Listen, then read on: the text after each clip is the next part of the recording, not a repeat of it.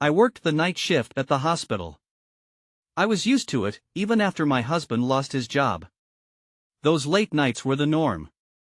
But what happened a few months ago still haunts me. I can't shake it off. At night, the hospital felt eerie. The fluorescent lights flickered, and the empty halls echoed. I walked down those quiet corridors, my heart focused on my patients. I was tired, but I kept working. Charting, taking notes. My routine kept me grounded. Then I heard it. Whispers coming from the supply closet. I froze and dropped my pen. My mind raced. Maybe I was just imagining things.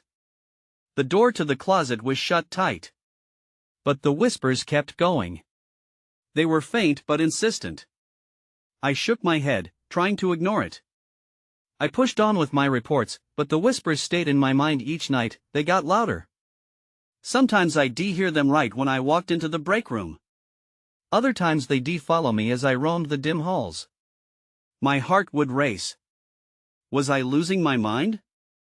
I dismissed it as stress-long shifts, the pressure to support my family, but doubt crept in. One night, I wheeled a cart of supplies back to the ER. Out of the corner of my eye, I saw a shadow flit across the wall. I turned fast, but there was nothing there. Just emptiness. My heart thumped loudly. I felt cold sweat run down my back but kept moving. That night, emergencies piled up. Complications arose, and I tried to keep my patients stable. Every buzzing alarm sent a wave of panic through me.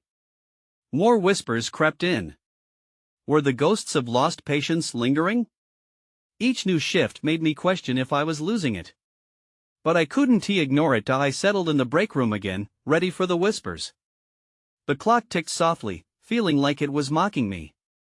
The moment I picked up my pen, the whispers returned, sharper this time. They called my name, Emily. It felt like a plea. I felt sick. Were they echoes? Real? I wanted to scream or run away. Instead, I stood up. My heart raced. The whispers pressed on me, almost begging. I didn't know what to do. I walked past that supply closet. My gaze lingered on the door, feeling as if they were begging me to help. Was it all in my head?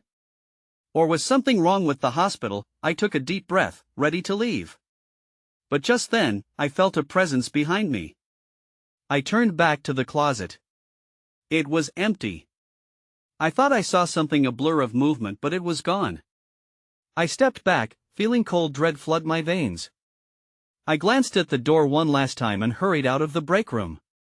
I couldn't shake that feeling, and the whispers never stopped. I still wonder if something was waiting for me behind that door, if I had walked away when I should have stayed. The next shift came, and I dreaded it. The whispers felt like a weight pressing down on me, an invisible hand clutching at my chest. I arrived early, hoping to calm my nerves. A stack of patient files awaited my attention, but I barely skimmed the words. As I settled in, I stole a glance at the supply closet. It stood like a dark sentinel. I couldn't resist. I leaned in closer, peering through the narrow window in its door. Shadows danced inside. Were those my imagination, or was there something moving? I shook my head, trying to focus. I grabbed a stack of files and headed for the nurse's station. But the hallway felt longer than usual, the fluorescent lights buzzed more menacingly. Each step echoed against the tiled floors.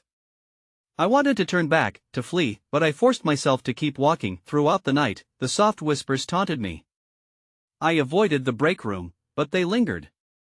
I kept hearing snippets of phrases, "Help me, not yet." They were like knives in my mind, cutting deeper with each shift. I had to figure this out. I didn't want to lose my sanity, I needed clarity. Then I met Sarah, one of the new nurses. She seemed kind, and her bright smile suggested a comfort I desperately craved. "First night?" she asked, noticing my tension. "Something's off here," I replied cautiously. I felt silly saying it, but I had to voice my fears. She studied me for a moment, her brow furrowed. "You've been hearing things?" I stared at her, surprised. "You too?" She nodded slowly. "At the start, I thought I was just tired. But I hear whispers. They call my name sometimes like they want what? I interrupted, my voice a mix of urgency and fear. I don't know, she admitted, looking troubled. But you should be careful. They seem to want attention. Before I could ask more, the overhead lights flickered violently. A chill swept through the room. I felt goosebumps rise on my arms. I shot her a questioning look, but she shook her head in confusion. Just then, a loud crash echoed from the direction of the supply closet. My heart raced. I felt drawn to it, yet terrified. I shot out of my chair and moved toward the sound. The whispers seemed to follow, urging me closer. "Emily, help," came a familiar voice that chilled me to the bone. It sounded just like one of my past patients. I hesitated, fear locking my feet to the floor. Then everything went dark. The lights cut out, plunging me into complete silence, save for the whispers that grew louder, more urgent. I felt a pull from the closet, as if something inside reached out to me. I had to go. I forced my legs to move. I found the door to the supply closet and grabbed the handle, my breath quickening. What was waiting for me inside? The door creaked as I twisted the handle, and I braced myself for whatever lurked beyond. The whispers wrapped around me, more insistent now, a chorus of pleas that swirled in the darkness. I stepped inside, heart pounding, straining my eyes to adjust to the dim light. A single flickering bulb hung overhead, casting jagged shadows across the cluttered shelves. Bandages, syringes, and discarded equipment loomed like ghosts. But it wasn't the supplies that held my attention. It was the figure slumped against the far wall. "Help," it rasped again, a voice soaked in desperation. I squinted, trying to recognize the face before me. "Who are you?" I asked, stepping closer. My pulse raced, and I felt nausea creeping in. "Emily," it said, the familiar voice echoing. My breath caught. It was Jason, a patient who had been in my care months ago. His condition had been dire, and I hadn't thought he'd survived.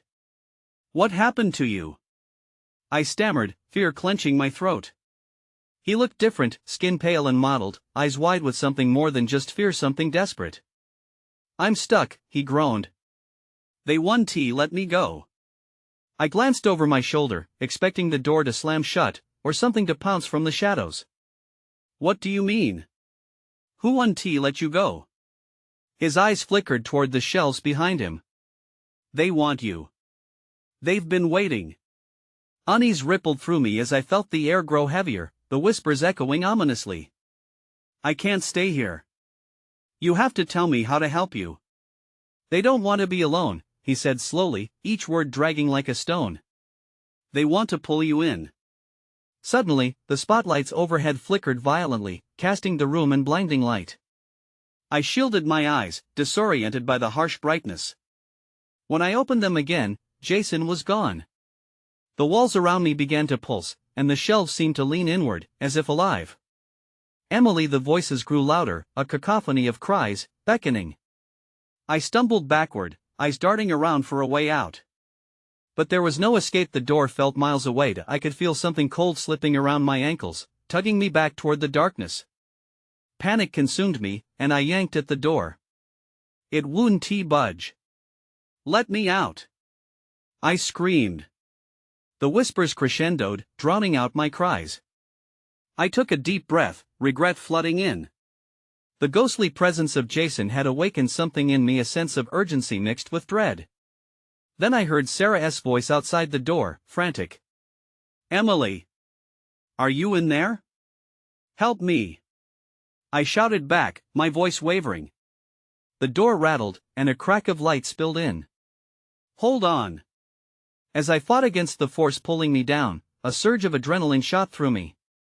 The echoes of lost souls surrounded me, trapping me in a nightmare I couldn't escape. But maybe together, we could break the hold. Just as the door flew open, I felt something grip my arm, cold and relentless. I was not alone anymore. I stumbled back into the hallway, gasping for breath as the light from the doorway illuminated the space around me. Sarah stood there, wide-eyed and panicked. I felt the cold presence slip away from my arm, but fear still clawed at my chest. "Emily! What happened? She stepped inside, scanning the room. I heard screaming. I struggled to find the words. I saw Jason. He was here, but it wasn't him anymore. Jason? The patient, who her voice trailed off as she caught sight of the disarray. We have to get out of here. Yes. We need to go. I darted for the door, but as I passed her, I caught sight of the shadow shifting in the corner of the room, where the shelves loomed. The whispers returned, softer this time, like the breeze rustling through leaves. They don't want us to leave. I leaned against the wall, panic rising. It's not safe. We have to call for help. But my phone lay dead in my pocket. No signal. Let us find Dr. Matthews, Sarah suggested, glancing back nervously. He'll know what to do. I nodded, the urgency driving us down the dimly lit corridor. Each step felt heavy, like we were being watched. As we rounded the corner, a flicker of movement caught my eye, just a glint, but it made my skin crawl. Did you see that? I whispered. See what? Sarah turned, frowning. There was someone or something over there. I pointed, but the hallway was empty. The flickering lights above cast eerie shadows that danced along the walls. Emily, let us just keep moving. She grabbed my arm, and we hurried ahead, the oppressive silence stretching out in front of us. We reached the nurse's station, but everything felt off. The computers were dark, equipment lay scattered on the floor, and the air was stale. Where is everyone? I asked, dread pooling in my stomach. Maybe they were called away? Sarah's voice wavered. Then I heard it again, a low hum coming from the break room at the end of the hall. It was a familiar tune, one that had once filled the hospital with warmth. Now it felt sinister against the silence that enveloped us. Should we check? I hesitated, a knot forming in my throat. Something shifted behind us, a distant echo of footsteps echoing down the hall. I turned, eyes wide. Sarah, we're not alone. We backed toward the break room, stepping cautiously. The warmth from the hum wrapped around me, and I felt drawn to it, as if it was beckoning me closer. Emily, wait, Sarah urged, but my feet were moving before I could think. Inside, the lights flickered back to life, revealing the room in all its cold sterility. In the middle of the floor lay a hospital gown, stained and crumpled. My heart sank. Look! I pointed. That's from my ward. A chill washed over me as I crossed the threshold, the whispers crescendoing again. I felt trapped, pulled between the remnants of the past and the shadows lingering in the corners. Emily, please. Sarah pleaded, panic etching her features. That's when I saw a figure pacing slowly in the far corner, shrouded in darkness. It paused, turned its head, and in the flicker of light, I recognized the face. Jason. And everything went dark. I woke up on the floor with a start, my heart racing. The break room was now dimmer, and a heavy silence surrounded me. Had I fainted? Panic surged as I pushed myself up and searched the room for Sarah. Sarah! I called out, my voice trembling. No response. I scanned the corners, the flickering lights above casting long shadows. The hospital felt more alien now, as though the walls had shifted in my unconsciousness. I stumbled to my feet, feeling disoriented and vulnerable. The unsettling memories of Jason's face flashed through my mind, his eyes devoid of life. A chill crept down my spine. He wasn't supposed to be here. He couldn't be. Emily. This time, it was Sarah's voice. It sounded distant and muffled, but I followed it, pushing through the break room door into the corridor. The lights cruised sporadically along the hallway, flickering ominously as I walked. I came to a stop at the nurse's station. It felt colder, emptier, as if the absence of the staff had sucked the warmth out of the place. The computers blinked back to life, but the screens were filled with distorted images, faces twisted in pain, including Jason's. Help! I muttered, recoiling. I tore my eyes away from the monitors, forcing myself to move. Sarah? I called again, my voice shaky, a tight knot in my chest. Rounding a corner, I found her, huddled at the end of the hall, near the supply room. Her back was turned to me, and she seemed to be whispering to someone. I felt a rush of relief at the sight of her but also a surge of confusion. "Sarah!" I rushed over. When she turned around, her expression was blank, eyes glassy. It was like she was staring right through me. "Emily, you shouldn't have come looking for me." "You should go back," she said softly, her voice eerily calm. "Back? Why would I go back?" My heart pounded. I was worried. "What is happening?" "Jason is here," she said, her voice barely above a whisper. "He wants us to listen." Listen to what? The dread seeped deeper into my bones. Without waiting for an answer, I hurriedly stepped closer as I sensed something behind her. Suddenly, I noticed the shadows coming alive around us, rushing with a frantic energy that made the hairs on my neck stand up. They danced mockingly, pulling at the edges of my sanity. "Sarah!" I cried, reaching for her. She seemed unaware, still caught in whatever trance Jason had her in. The whispers grew louder, wrapping around my ears like chains, drawing me deeper into the chaos.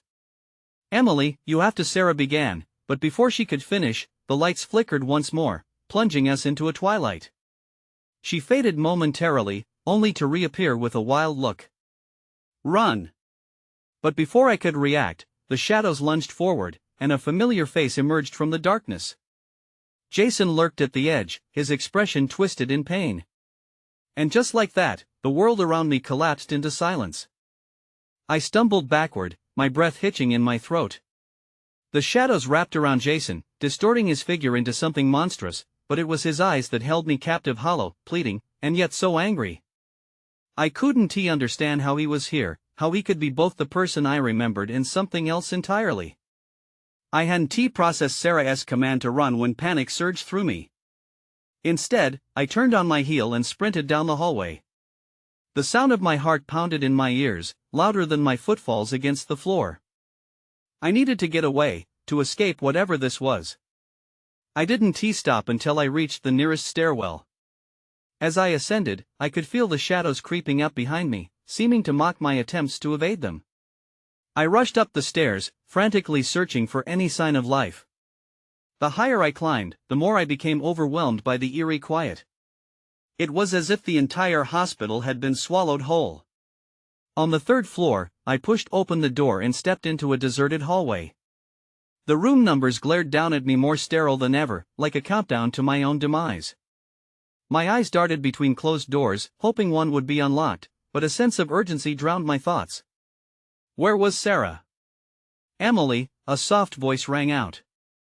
I whipped around to see a figure just a few feet away, a nurse. But as I took a step closer, I realized it wasn't any nurse I recognized. Her face appeared familiar, yet the skin had a gray pallor, and her eyes were a deep void. "What do you want?" I managed to stammer, concern pinching my gut. "You should listen to him," she said, her voice too calm, sending shivers down my spine. "He needs you to understand." "Who? Jason?" I shook my head, backing away. This couldn't be happening. She reached out a hand. "You can help him, make him at peace." Before I could respond, an ear-piercing scream pierced the stillness. It came from a room down the hall. My instincts kicked in again. I turned and ran, drawn to the sound despite my terror. I had to find Sarah before it was too late. I had to save her if I could. I threw open the door to room 312 and froze. Inside, the lights flickered erratically, casting chaotic shadows across the walls. A medical bed lay empty, and the air was thick with an unshakable tension. But the source of the scream was nowhere to be found. The room echoed with an unsettling silence, and my heart raced as I scanned the corners. "Sarah!" I called out, but only an agonizing silence answered me. That's when I saw a flicker of movement in the corner of my vision. I turned, and there she stood, framed in the doorway, but she looked different. "Something's wrong, Emily," she said, her voice hushed and trembling. "I don't know how much time we have." Before I could ask what she meant, the lights went out completely. Clenching my fists, I braced for whatever would come next. "Emily," Sarah whispered, her voice fading. "He is coming." the darkness swallowed us whole. I felt Sarah's presence behind me, but it was becoming a fading echo. My back pressed against the chilly wall as I strained to listen. "Sarah?" I whispered, my voice trembling. I couldn't even see my own hands. The air thickened, wrapping around me like a suffocating blanket. "Just stay close," she replied, but her words felt thin, unreliable. I took a deep breath, setting my jaw. I couldn't let fear paralyze me. Suddenly, at the far end of the room, a soft glow flickered to life. I squinted, trying to make it out. It was the screen of a medical monitor, its sporadic beeping echoing unnaturally in the silence. I moved toward it cautiously, my footsteps barely a whisper against the tiled floor. "Stay right there," Sarah warned, urgency creeping back into her tone. I hesitated, glancing back. "What is it?" "The shadows, they want you." "Not me." My heart sank. I could sense it too, the darkness alive and twisting, eager to crawl back into my thoughts, drag me down. But I had to know why she seemed so terrified. Suddenly, the lights flickered back on, revealing Sarah standing just inside the doorway, her face twisted in horror. "Emily! Run!" Panic surged again, an electric current powering my limbs. I bolted for the exit, but something shifted in the shadows, blocking my path. A form began to materialize, a silhouette moving quickly. "Jason!" I screamed as recognition dawned. He stepped into the light, but his eyes were no longer pleading. They were filled with rage, glowing like embers in a dying fire. "Emily," he said, his voice deep and dripping with malice. "I finally found you." My skin crawled. "What do you want from me?" "Understand." His voice was almost a growl. "You abandoned me." "No, I didn't." My voice cracked. I had tried to help him, to save him. "I thought you were gone." He took a step closer. The shadows writhed around him, as if they were alive and feeding off his anger. "You need to help me end this." "And what?" I shouted, heart racing. "What are you talking about?" At that moment, Sarah broke through the doorway, her eyes wide with panic. "Emily, we have to go. Now." I glanced over my shoulder, torn between my friend and the figure that haunted my past. "But Jason is not who you think he is," Sarah yelled, grabbing my wrist and pulling me back. The shadows surged with fury as Jason extended his hand toward me, an anguished roar escaping his lips. "You can't run away forever, Emily." And then it hit me, a realization like a shard of glass. Somewhere beneath the rage, beneath the shadows, Jason was in pain, a pain I could not fathom. But did I dare face it? "Emily!" Sarah dragged me backward, urgency lighting her eyes. "Move. We have to leave." With one last glance at Jason, I turned and ran, adrenaline propelling me forward. As we raced down the corridor, I could hear his voice echoing behind us. "Help me." We skidded around the corner, slamming against the emergency exit door just as the shadows converged around us. We burst outside into the cold night, heartbeats synchronized, but the sound of Jason's scream still clawed at my mind. "Where do we go now?" I gasped, panting from fear and exertion. I looked at Sarah, her face pale but determined. "We need to find the source of this. There are answers, but we need to hurry." Before I could respond, a deep rumble vibrated through the ground beneath us. The hospital loomed in the distance, its dark windows watching us like an eye. Something was waiting for us, and I couldn't shake the feeling that this was only the beginning.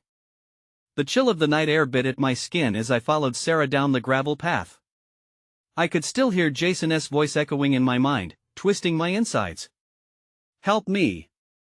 I shook my head, trying to dispel the sound. "Where do we start?"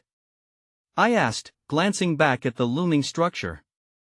It felt like a monster watching us, waiting for us to make the wrong move. Sarah paused, her breath fogging up in the cold. "The basement," she said, resolutely. "That's where they kept him. That's where we have to go." I hesitated. "What if he is waiting for us down there?" What if those shadows are too? They're not shadows, Emily. They're the byproducts of fear. They're feeding off Jason. If we're going to help him, we'll have to confront those fears. My throat tightened. Confronting fears was not my strong suit. But if she was right, maybe confronting them was the only way to give Jason the help he needed. Still reeling from the shock of everything, I nodded slowly. Okay. Let us go. We trudged toward the rear entrance of the hospital. The crunch of gravel beneath our shoes was the only sound breaking the oppressive silence. Each step felt heavier than the last. As we approached a side door, a flicker of movement caught my eye. My heart leaped into my throat. I turned, but nothing was there. Did you see that? I whispered to Sarah, my voice barely more than a breath. She frowned, scanning the darkness around us. See what? Something moved back there, behind the cars. It's probably just your imagination. Let us focus on finding the basement. She turned the handle, and the door creaked open like the groan of a wounded animal. Inside, the air was stale, thick with neglect. I stepped into the dimly lit hallway, the fluorescent lights flickering above, casting eerie shadows across the walls. This place gives me the creeps, I muttered. Sarah pressed forward. We have to go deeper, she urged, determination in her stride. Down another corridor, our footsteps echoed, a stark reminder of our solitude. Each door we passed felt like a barrier, shutting us away from whatever horrors lay inside. I couldn't shake the feeling of being watched. Finally, we reached a stairwell that descended into darkness. I hesitated, glancing back up. Fear churned in my stomach. What if we're making a mistake? Sarah took a deep breath, her expression softening. We're only making things worse by running. He needs us. With a small nod, I plunged ahead, every step down feeling like a step deeper into a nightmare. The last step creaked ominously as I landed, and I could now see the cold concrete floor stretching before us. The basement was dimly lit, and a couple of flickering lights buzzed erratically. Shadows danced at the edges, an unsettling reminder of our earlier encounter. Then, out of the corner of my eye, I noticed something, a figure hunched over in the corner, its outline barely distinguishable from the darkness. That's when I saw it. My breath halted. Sarah? My voice trembled, barely louder than a whisper. Do you see that? See what? She asked, almost dismissively, but I could feel her tension. The figure turned slowly, revealing hollow eyes and a ruffled appearance. My heart raced as an unsettling familiarity washed over me. My fear intensified. Jason? I called out uncertainly. He smiled, but it was not the smile I remembered. Something was off. The shadows surged with renewed vigor around him, as if he was calling them forth. Emily, he said softly, the hint of darkness creeping back into his voice. You came back. And just like that, the room plunged into silence, and my heart sank. This was far from over. I could barely breathe. Jason's figure loomed through the darkness, twisting my perception as shadows danced chaotically around him. What happened to you? I managed to stammer, my voice shaking. His smile widened, but it only sent chills creeping down my spine. The darkness clung to him like a second skin. You shouldn't have come back, Emily. They're waiting for you. My stomach nodded. I scanned the basement, half expecting the shadows to morph into something real, something terrifying. Waiting for me? Who? He leaned forward, his hollow eyes glimmering faintly. The ones you left behind, they crave your company. Stop, I said, my voice firmly tinged with desperation. I turned to Sarah, hoping for an ally against whatever was happening. But she stood rooted in place, her expression one of shock, eyes glistening with unshed tears as she fixed her gaze on Jason. Is it really you? Sarah, snap out of it. I urged. But she seemed drawn to him, captivated by something I couldn't see. This isn't Jason, it's a trick, I insisted, my heart pounding loudly against my ribcage. The shadows seemed to throb, pulsating in response to my fear. We have to go. Now. No, Sarah whispered, her voice barely audible. We need to listen. But what were we supposed to hear? I felt the bile rise in my throat. Listen to what? His story. Jason's smile faded slightly. He blinked, and for a brief moment, the boy I knew flickered into view. I could see the fear on his face trapped beneath the surface of something dark and twisted. I can help you, I stammered, searching for something to connect with him. Just tell me how. Help? His voice took on a mocking tone, and the shadows shifted closer. You can't help me. You're too afraid. In that moment, a cold wind whipped through the basement, extinguishing the lights completely. We were plunged into darkness. I could hear faint whispers, almost like my own name, echoing around us. Panic coursed through me. Sarah! Don't let him control you. I shouted. We need to focus on, but the whispers intensified, drowning out my words. My heart raced as a presence crept in around us, heavy and suffocating.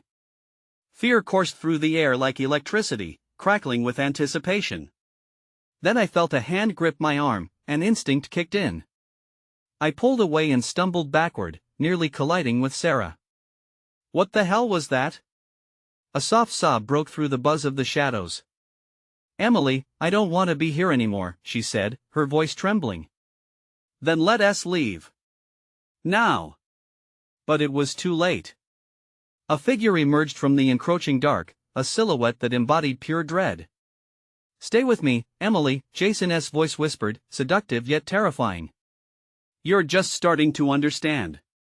And before I could react, the basement door slammed shut, sealing us in. Surrounded by a chorus of whispers, I realized we were not alone. The shadows weren't just here for Jason, they were here for us too. The air around us grew thick, heavy with despair and suffocating fear. Panic surged through me as I and Sarah stood trapped in the inescapable darkness. Stay close. I hissed, gripping her hand tightly. No matter what happens, don't let go. The room hum began to intensify, a low growl echoing off the concrete walls. I could feel the presence around us, the heaviness, the pull of something dark and hungry. Jason, you don't have to do this. I called out, trying to cut through the noise. We can help you. His figure danced just out of reach, a shadow mingling within shadows. You think you can help? You think you can understand? His voice morphed into haunting whispers that enveloped us. You only flee from the truth. I'm not afraid of the truth. I shouted, though my voice trembled. Show me, then. The oppressive atmosphere thickened, pulling at my mind. The whispers, the mocking laughter, drowned my words, leaving me gasping for clarity. I felt Sarah's grip tighten on my arm, her own fear mingling with mine. Jason, please. Sarah's voice broke through. Tell us what you need. The air seemed to still for just a second, and then, in the sudden silence, the flickering light returned, dim but illuminating. Jason's face emerged from the gloom, no longer deformed in shadow but twisted with something far worse than mere anger, something like betrayal. They want you, he rasped, the words a blend of despair and accusation. They want you to understand the pain I felt, the darkness I lived in alone. Without warning, the lights surged brighter, and around us, faces began to coalesce from the shadows, distorted, agonized visages all crying out for attention. No! I screamed, retreating, but the shadows lurched closer, eager to drag me into their depths. Emily! Sarah shouted, her grip slipping. We can't stay here. Desperation coursed through me as I shook my head. We have to face it. We can't run. The realization of my own fears opened a chasm in my heart, but the thought of abandoning Jason horrified me even more. Suddenly, a surge of determination lit my insides. You don't own me! I yelled, turning toward Jason. I won't let you take her. I won't let you take anyone else. The dark figures paused, their whispers quieting slightly as if taken aback. Jason stepped forward, closer now, his eyes pleading. You don't know what it's like to be trapped, not free to acknowledge the darkness inside. I'm not afraid of the darkness. I cried. Let it come. Let it all come. Because right now, it is no match for who I am. In that moment, an unexpected warmth surged through me, pushing against the encroaching shadows. I could see the fear reflected in Jason's eyes. This had been a battle of insecurities all along. Jason! Sarah shouted. You don't have to be alone anymore. Let us in. The shadows hesitated, swirling nervously around him, and Jason's form began to flicker between rage and sorrow. You risk your life for someone so lost? Because I care. I shouted, pulling Sarah closer to me. Because you're not lost, Jason. We're here to help. You can break free. Suddenly, the shadows released their hold, swirling violently around Jason, their cries rising in volume, creating an unbearable cacophony. But amid it all, I kept my gaze steady. You owe it to yourself. You owe it to everyone you've left behind. Jason's face twisted in conflict, a war waging visibly across his features. I can't. In that instant, something shifted. The oppressive force receded slightly, the shadows dissipating into the corners of the room. Fractured cries diminished, becoming muted and soft. It's okay to let go, I whispered, willing him to understand. It's okay to become whole again. The air shimmered with a fragile hope as Jason's face softened, confusion still woven into his expression. With a sudden surge, the darkness pulled back, revealing the form of a boy searching for peace beneath collapsed regret, but even as the shadows took one final pulse, I felt an unsettling tremor rip through the basement. We need to get out. I urged as the weight of that dark presence threatened to empower itself again. Without waiting for a response, I tugged on Sarah's arm. We sprinted for the door, energy fueling our desperate flight. The shadows clawed at our heels, but our hope surged with every step. It chased us in the wake of Jason's flickering form. When we finally burst through the door, gasping in the cool night air, the darkness exploded behind us, echoing one last wistful cry. As we staggered outside, we caught our breath under the stars, but I couldn't shake the haunting sense that something wasn't over. I turned to Sarah, both of us trembling with adrenaline and fear. Do you think I trailed off, unsure how to articulate the questions spiraling in my mind? I don't know, she replied, searching the night sky. But I can't shake the feeling that whatever this was, it's not done with us yet. And even as the echoes of Jason faded, I couldn't help but wonder if the shadows had truly left, or if they were merely waiting for the next moment of despair, lurking close enough to remind us that some doors, once opened, are never truly shut.